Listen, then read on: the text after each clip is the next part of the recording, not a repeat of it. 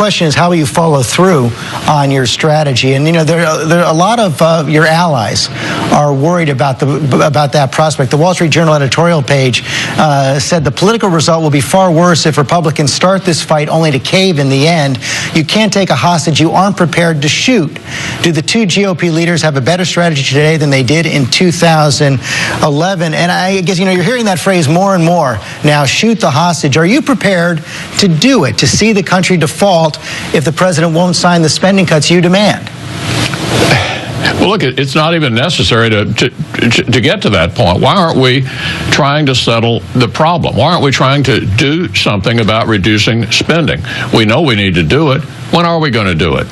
We don't need to use the deadlines. We could go through the regular order. Congress could pass bills. They could have conferences between the House and Senate. The president could be engaged. I mean, he's good at campaigning. We know that. Sure. Yeah. I mean, we can do things very quickly. Look, these are not new issues. These are not new issues. We know, and we've known for quite some time, that we had all of these issues in front of us. Waiting to the last minute is no way to run the government. We ought to be engaging in it now. Well, but the deadlines are approaching, and I think the president said he's willing to engage in more discussions over the sequester and the government shutdown, but that would also include new revenues. You say that the tax debate is over. Oh yeah, the tax issue is finished, over, completed.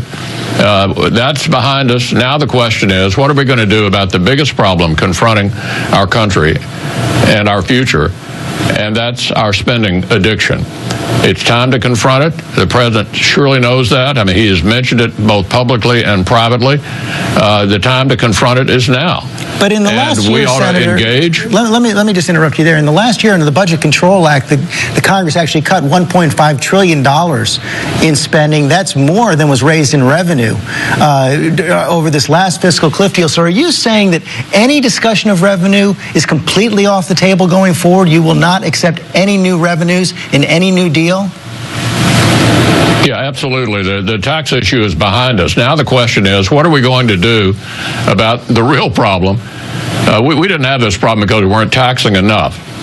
Fortunately, as a result of the agreement that was reached, 99% of Americans will not see their taxes go up. 500,000 small businesses will not see their taxes go up. The president got $1 trillion less in revenue than he wanted. That means that money stays in the pockets of the American people. Now it's time to pivot and turn to the real issue, which is our spending addiction. And we ought to do it together now. We all know we've got to quit spending so much. Well, then it seems